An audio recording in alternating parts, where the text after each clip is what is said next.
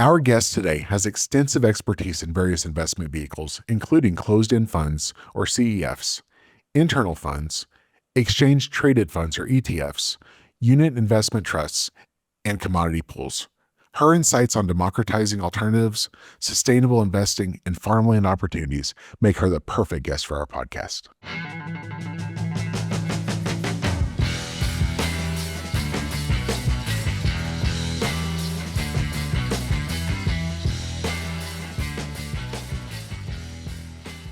Welcome to the show, President of XA Investments, Kimberly Flynn.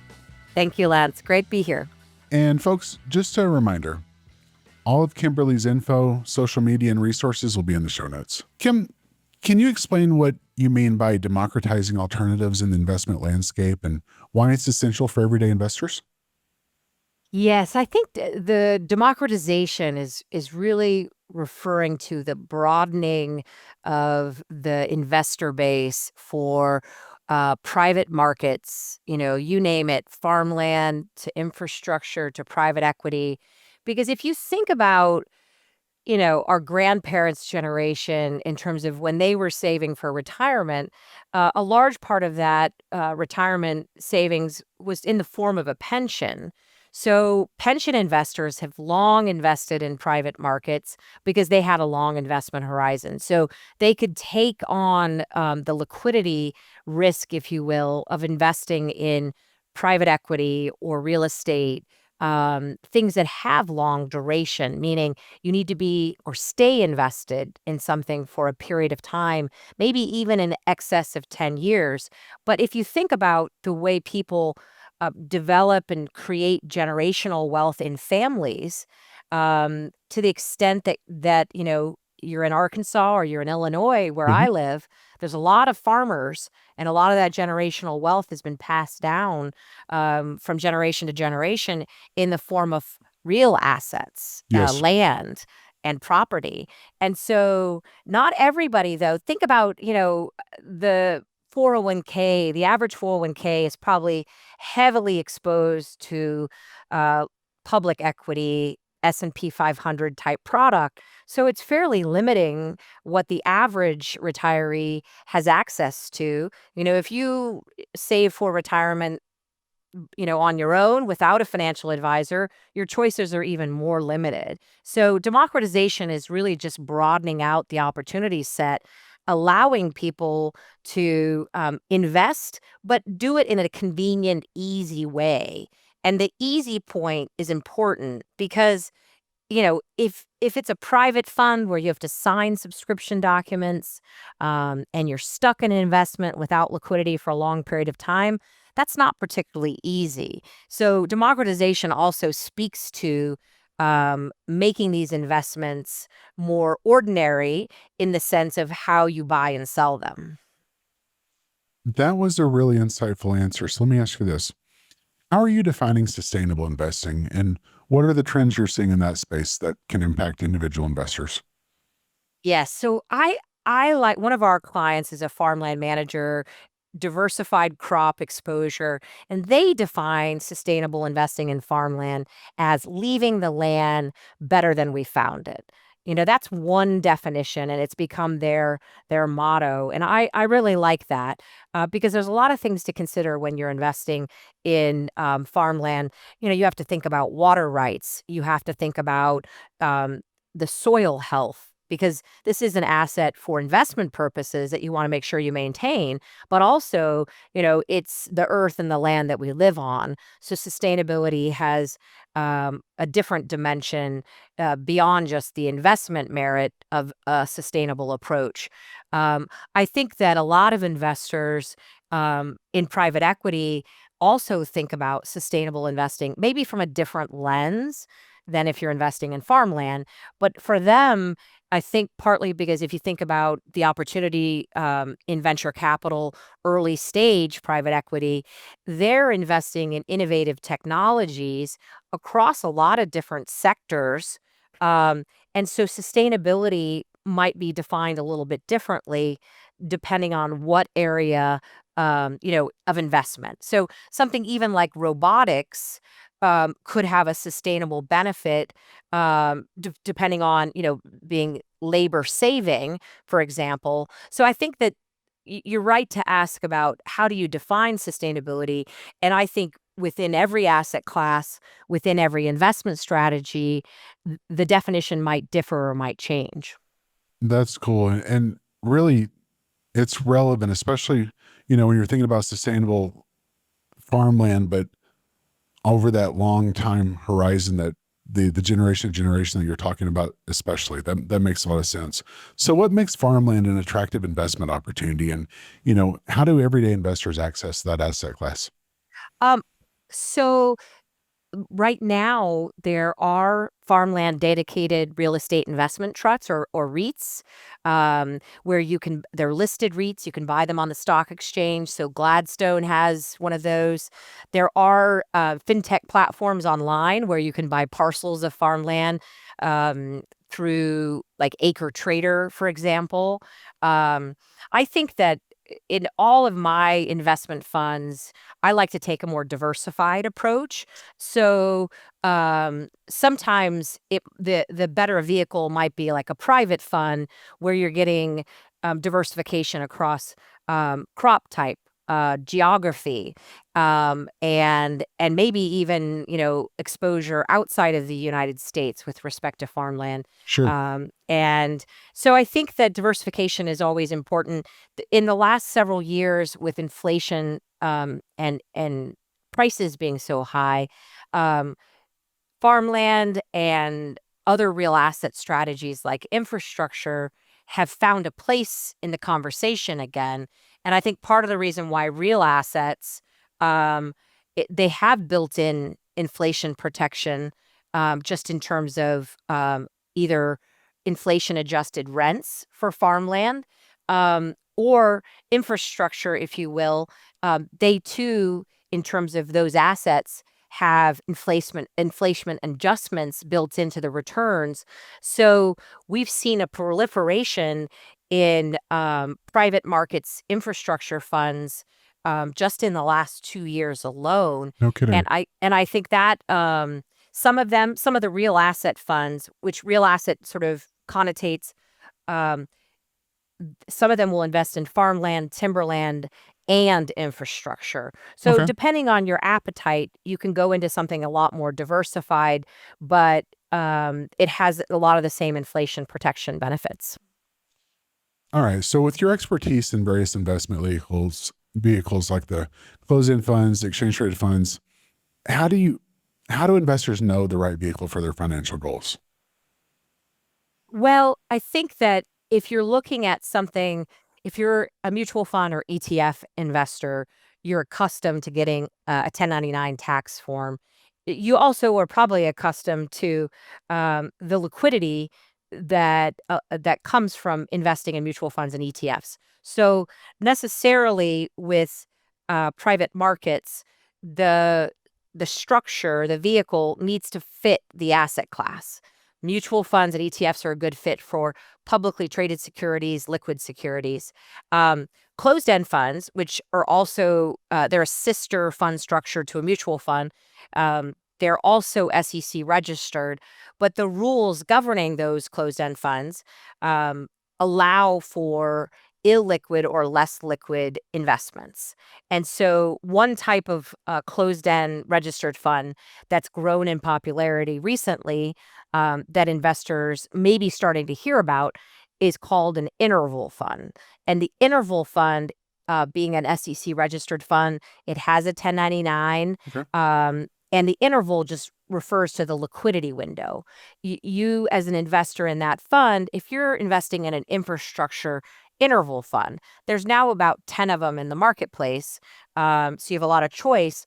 But when you could get into the fund, but the limitation is upon exit.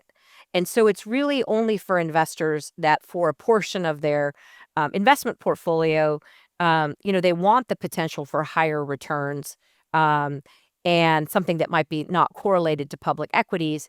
But the trade-off there is the liquidity will be limited, and so you have to be planning in advance. And it should be a part of your portfolio that you don't need, uh, you know, to use.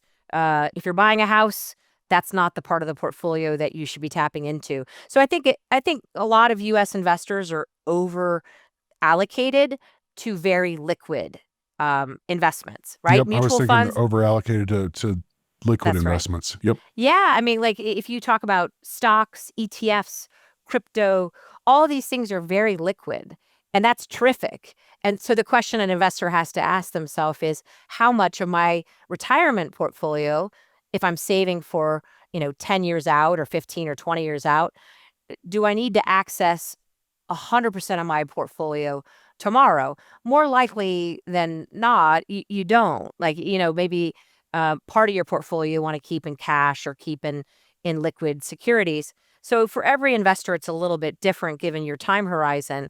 But that's why the private markets are interesting.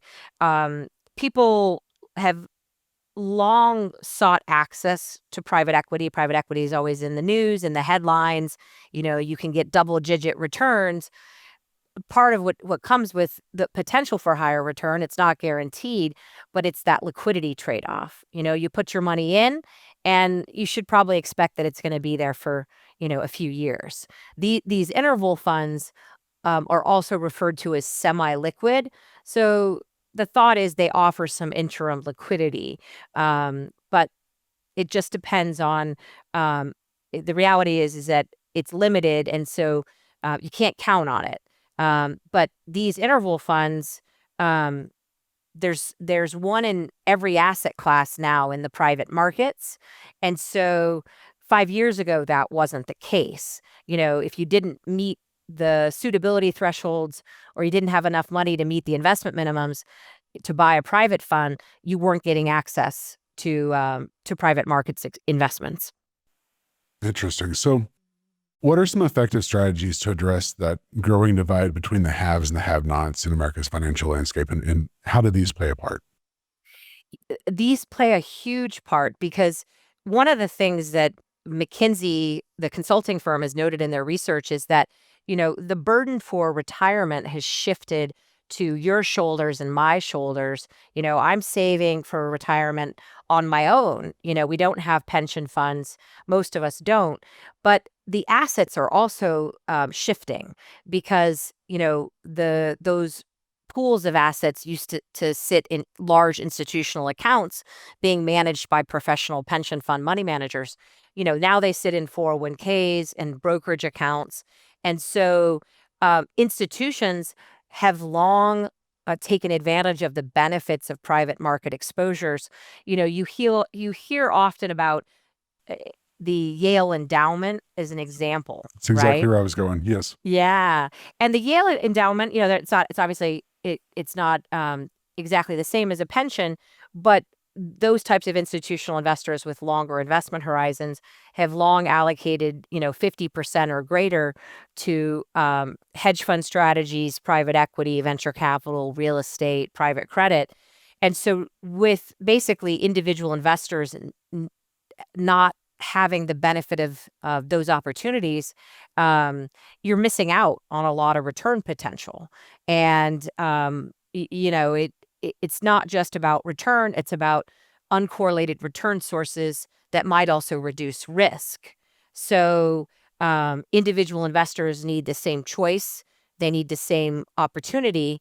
But I would say that it can be overwhelming, Sure. and so that's why a lot of folks, um, you know, this is something that requires some investment of time and research as you explore some of these alternative investments. So, speaking of the shift of the burden onto the individual investor and really the burden of needing to do the research, what key insights do you have for financial advisors looking to better serve clients interested in alternative investments? Well, I mean, this has become an edge or a source of um, competitive advantage for financial advisors because, I would say most alternatives, it's not something your client's going to necessarily ask about, but it's a conversation, a welcome conversation that your client, if they're curious about, Elon Musk and SpaceX. And that's a door opener for you to have a conversation around private markets or private It's equity. now part of the discussion. It's part of the conversation now.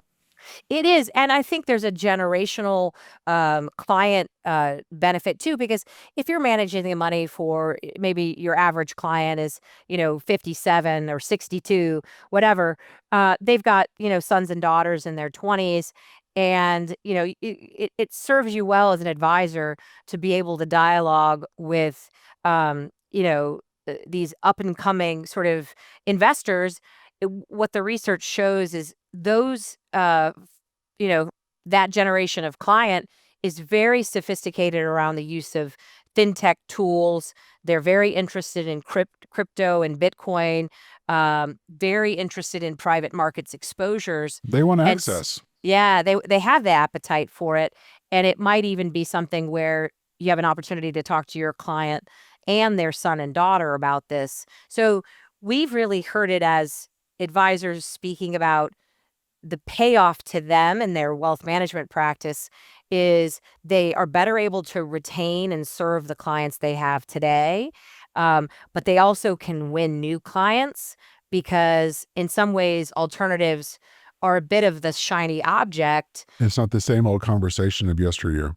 That's right. And if you have something new and different to talk about your client, maybe your client's very worried about inflation and they're a little bit more risk averse, then you're having a conversation about infrastructure because a lot of the infrastructure products are not that sexy, the return Sure. profile, but it's a consistent inflation hedged investment. And so that might be an appropriate introduction to the private market discussion. But I think it opens up a welcome conversation. A lot of these advisors have benefited from estate planning and tax planning. Alternative investment education is just another element to enhance their overall wealth management practice. Um, and it's sort of a growing area where investors are going to need advice because they now they have more choice than they ever had. All right. The current market trends. What trends do you think will have the most significant impact on that individual investor over the next few years? Well, I think that when you look at if you are saving for retirement, income income generation is going to be top of mind. The largest segment of the interval fund market is the private credit space, and so if you're looking to diversify and increase your income, because the Barclays Ag is only so compelling, you've benefited from being able to invest in treasuries the last 2 or 3 years, but the Fed has cut rates. We'll see to the extent the Fed cuts rates again.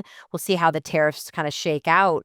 But the expectation is if you're looking for, 8, 9, 10, 12% yields, traditional fixed income is not going to really cut it. And so private credit, it's the fastest growing category because we find that people are looking for alternative sources of income. And I think that it's a natural door opener because, with private equity, you do have to be patient capital. There's a bit of uncertainty with private equity as to, am I going to earn 9% or 19%, right? Some of that depends on manager skill. With private credit, I think usually you have a pretty good sense of, the expected return will probably line up with the current yield of the securities in the portfolio.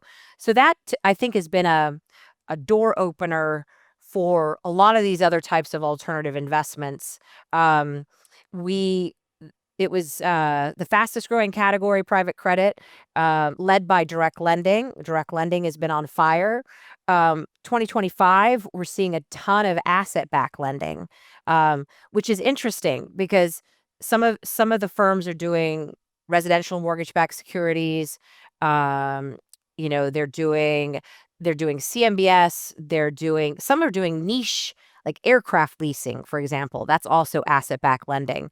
So I think that there's some comfort with respect to diversification away from corporate credit to asset-backed lending, and we'll see more the sort of more variety with respect to private credit options, because I think a lot of investors already um, have exposure to direct lending, sometimes through a BDC, either private or a public BDC. BDC for the I'm sorry, viewers? a BDC is a type that it's an abbreviation for business development company. And some of them are listed on the New York Stock Exchange, but they're also referred to as like yield cos, because they are credit funds with high yields. So I think that we're going to continue to see a lot of different interesting alternative credit options for investors who are looking for more than what they can get today in a mutual fund. In a higher interest environment, there's more opportunity in a wider variety of asset classes, really. I think that's true. I think that's true. And I mean, the truth is that a lot of investors, even if they have a long investment horizon, I'll give you an example. Some real estate investors, maybe who used to be um, more focused on real estate equity, have shifted to real estate debt, partly because it's paying you real time. You have a current yield associated with the, and so right now we're seeing the fixed income and debt alternatives attracting the most capital, partly because you don't have to sort of wait to see what the return profile is going to look like.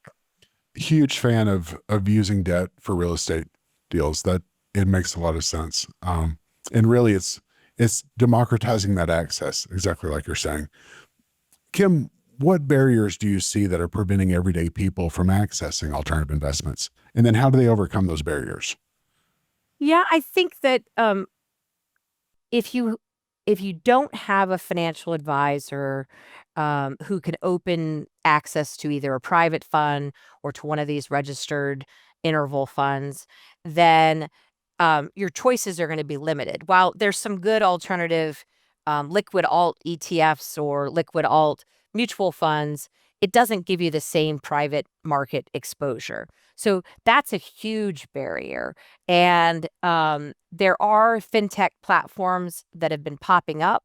SEI just announced an alternative platform to try to open up access. Firms like SoFi, which has lending for consumers, they also have an investment platform which is trying to open up access for people who don't have financial advisors.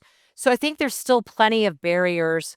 Some of these alternative investments, there are still suitability restrictions. So if a manager is charging performance fees, you can make the argument that a performance fee aligns the performance of the fund with the pay of the manager, which is good, right? But the SEC, in effect, there's a barrier there because the SEC is trying to protect retail investors. Yep. So there's a lot of barriers that are in place that reflect really how investments have historically been sold. And largely it was a bifurcated, you have mutual funds and you have private funds. And these interval funds are in effect breaking down some of those barriers because they sit in the middle of the private fund and the mutual fund. And so I think there is some optimism in the industry that this new SEC will break down some barriers. The new SEC chairman actually sat on the fund board of a leading interval fund sponsor. I think the new SEC chairman is also thought to be fairly bullish on things like crypto. So we'll probably see further barriers broken down, which really is good for investors to open up access. I agree. Yeah. It's going to be a changing landscape for a bit, I think. So, And they're just getting started too. I yeah, think I yeah. think the Trump administration has had other high priority things that they've been focused on in Q1. But we know that there's an expectation for change to be made fairly quickly. And so all of the asset management industry observers are really hoping that there are certain rules that are either removed or changed to allow um, basically the removal of some historical rules that no longer make sense. So it's kind of a cleaning up of some of the regulation while still protecting. The reality is the SEC is not going to do anything that will harm shareholders. That remains the key focus. But removing some of the red tape serves everybody well because it'll also reduce expense, Yep, over more time. efficiency. Yeah. Absolutely. So, how do you envision the future of investing evolving, particularly regarding accessibility and sustainability? Well, I think that right now, let's take sustainability. I think that there's a lot of money to be made, a lot of investment opportunity in things like ag tech or clean tech. And the money is going to follow those investment opportunities regardless of, one's political views. And so I think we have to just get back to, framing the sustainable investment opportunity just as we did with the farmland example, which is that this is a good investment, but it's also good for the land. So that's a plus plus. And there's a lot of examples of that because we know that while a lot of Americans that may not be the highest priority, if you think about the European approach to sustainable investing, um, some of those investors are sort of light years ahead investing, 25 or 50 years out in some of these long-term trends. So, I do hope that we'll have more individual investor access to long-term um, money-making opportunities. I think, you know, the for asset management right now, companies are staying private longer, and that means for most of us that we're missing out on that return growth and compounding. And there's so much interest in SpaceX and other private companies. And I don't know that that's going to change. Meaning, if companies continue to stay private longer, then we need to open up the avenues that allow access. So I think that we're headed in the right direction. And what you'll hear asset managers who are promoting these types of products, they say, education is key, education is key. And it's like, I think the reality is education is going to breed familiarity and take away some of the discomfort. Um, and so, if we can get the average American more comfortable with private market exposures, it is in their best interest, but we also have to get them thinking um, longer term in terms of their investment horizon because, we're all on our cell phones. There's the pace of things has quickened. And so the reason that companies are staying private longer is to avoid, the scrutiny and the quarterly earnings, which shortens Focus. your horizon. And so I think as investors, we have to consider some of the trade-offs that we face, with a portfolio that's 100% liquid. You may be sitting in stocks and ETFs and it's 100% liquid, but you're giving something up. That's a trade-off too. So having a bit of a longer mindset will help not just your retirement portfolio, but I also think it aligns with some of these sustainable investment opportunities, which are going to play out, over 5 or 10 years, right? There may be a bit of a longer investment horizon for some of those Sure. opportunities. Now, you alluded to the fact that if a company is IPOing later, in that example of SpaceX, for easy math, if their IPO is at $100 billion, well, in order to double an investor's money, they've got to create another $100 billion worth of value. That's nuts. And Right. when you're locked out until that level, the investors lost all access to opportunity effectively. Right, right. You wanted to be in at 30 or 50, right? So you could be part of the doubling or Something. Mhm. tripling. And I've seen studies that show the expansion and contraction of public equities. And so a lot of people who tell this story focus on the last 10 or 15 years where we've seen this contraction. So fewer companies are going public. Private equity is staying, the funds are having to continue because the companies can't go public. And the reality is that there have been contractions and expansions in the past, but if we're going to be investing with a 10 or 20-year horizon, I don't know. We don't know how quickly things are going to shift because it's not just the equity side of the equation. Look what's going on the credit side with banks stepping away from lending to both public and private companies, which is what's led to the rise of private credit. So, um, I think that's the concern that investors, because banks just play a smaller role than they used to. Well said. I mean, if the average investor is being locked into a significantly longer time horizon, are they really going to invest in that company? And the answer is it's difficult. It's difficult on the investor, it's difficult on the company.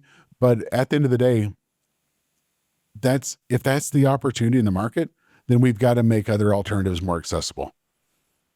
We do, we do, and I think there are still some public equity investors that have that long term mindset. Maybe a Wellington Management or a Bailey Gifford who take looking at over trends that are going to change the public equity markets over the next 50 years. But this short term thinking is detrimental to returns. And so having for part of your portfolio a longer investment horizon, it makes a lot of sense. And I think let me give you an example of this Okay. because I think it's easier than people think because I know a lot of small hold real estate investors. We all know the process of buying a home, and I think we can relate to you know that process of real estate investing. And so while you may or may not think of your primary household as an investment, it is. And I think a lot of US investors, once they get the taste for real estate, maybe they own multiple properties, they have a rental portfolio. My own father retired as a surgeon and didn't want to stop working. So he now has a 20 rental home portfolio. So it's interesting, he's doing that for cash flow. But part of the reason, as a medical professional, he felt comfortable. He felt like he understood real estate investment, real estate financing. So I think with comfort, um, comes a bit more risk appetite. And so the same thing would be true maybe for farmland investing or ag tech venture capital investing. And so to the extent you can familiarize yourself with some of these opportunities, which may have longer time horizons, it opens a lot of really interesting doors. And that's what wealth advisors, wealth managers can do for you. They can help expedite that learning process and get you comfortable because they've done the study and the research for you. But I think real estate remains one of those areas where a lot of investors they like to dabble. Maybe they have a few pieces of land, they have a few rental properties, maybe they just have a second home that they rent out on Airbnb. But I think it's a good analogy for alternative investing because if you wanted to sell that rental property that you have, in Miami, you're going to want to extract the highest price when you sell it. So you're going to wait, you're going to evaluate the market, you might hire a real estate agent, but you're not going to fire sell, that rental property in Miami Beach. It's probably going to take you 90 to 120 days to maximize the price. And so that's the kind of liquidity horizon and sort of price discovery process that's helpful for thinking about, oh, well, if I'm investing in infrastructure and I want liquidity, I shouldn't expect it tomorrow. I may have to wait a quarter. No, Yeah. that makes sense. And it may just be my rural upbringing, but I've been that ag tech investor into a private company, and I see that home ownership as that first piece of understanding an asset class, but really it once you understand it, it's not that big of a deal to go from buying a house to buying a second house. The problem here is that we're effectively making that home ownership dream further and further out of reach. And how do you see that impacting people's access but appetite for private equity? Well, I mean, you're hitting on something that's really interesting, which is that a lot of family wealth creation does happen, in the form of home appreciation. I think right now, with interest rates being higher than they were a few years ago, I think a lot of people struggle with whether or not they, want to buy a home now to get into that property. Sure. But if you look at in Chicago where I live, the two-bedroom rental rates are, north of $2,000 for a Oh, wow. two-bedroom apartment. So you're just throwing money away. Yep. It's and so you're switching from uh, a shopping mindset of renting to an investment mindset, a mindset of owning. And so having that ownership mindset for real estate, I do think that it is more challenging for young people. Um, Even though you know a lot of young people are delaying that home purchase, and I think that it in some ways um, encouraging them to save in a way. I think sometimes the saving is challenging because they're paying off student loans or they're paying off, other obligations that they have. But it is a particular challenge that people in their 20s have today that that we didn't have 20 years ago, right? I mean, the mentality was get into your first piece of property as fast as you can and stop paying rent. Um, so I know that, if you look at this is one of the things impacting real estate trends right now is there's not enough property supply either. There's not enough inventory of single family homes. Um, and that's why there's so many multifamily real estate complexes being built because the land's expensive, construction costs are expensive. And in certain geographies, uh, I grew up in Oklahoma. My father has Mhm. this real estate, 20 rental homes. These are small 2 and 3 bedroom units, and he's renting primarily to military men and women. And so, in certain geographies, like anything with real estate, there can be some uh, more opportunities for investors than not. And right now, you're right. Like with inflation and construction prices being at all-time highs, there's not a lot of new supply coming on board either. So it's that much more challenging for young people who want to purchase that first home. There's Right. a lot of competition for it, and the interest rates are high. And so I think that's why, to the extent that a young person is not investing in their home, maybe they don't have an opportunity, all the more reason that accessing some of these private market investments is a good alternative because they may not be saving the way people saved 20 years ago, right? You may have to look for other alternatives. No, that's extremely insightful. If people are having to push out home ownership, it really impacts the timeline of all those monumental milestones of life along the way, right? But if that forces them to invest elsewhere, then I see some benefit there. But man, people are still they're not able to participate in what I wish that they could. I do agree. It has implications for life and family Yes. Yep. family formation as well. We're That's a seeing great people get point. married later, and as a woman, I have two children, and I think that has real serious implications for young working women to push out motherhood as it does for young fathers. So I think that it would be imperative, and I haven't heard much about um, the new administration and their plans for this, but I think there is sort of a we all know that this is a problem because the Yes. American dream is built on that property right, the ownership. And so I do hope to see that we get back to that, making homeownership more affordable, and because it has many other benefits Right. beyond wealth creation, Beyond the for financial, the you've got family. societal benefits as well. Societal Well benefits. said. That's right. That's right. Kim, I like to end our episodes with a fun anecdote about our guests. Can you share a story, a fact, or maybe an experience about yourself that our listeners would find entertaining?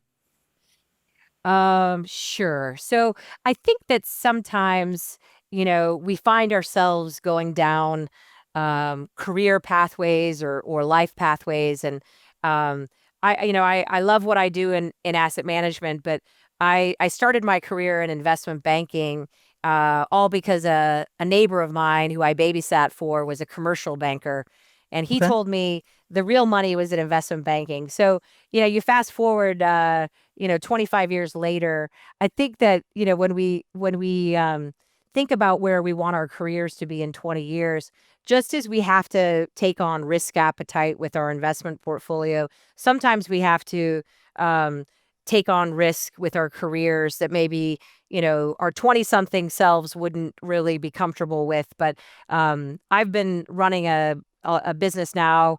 In finance, I don't know that it's very popular to say something is entrepreneurial, but to other entrepreneurs, I think we all appreciate how many hats we have to wear, and we do it happily because it's a lot of fun, it's a lot of stress, but I think I would say that uh, it's really important for people to pursue their passion, and usually where they have talent or skill. So I feel like for me, I've found that intersection because I love everything capital markets, and asset management is a great space to be, especially for women in finance. So, but being an entrepreneur in finance is kind of a unique spot to be, just because of the dominance of so many large asset managers. But it's a lot of fun.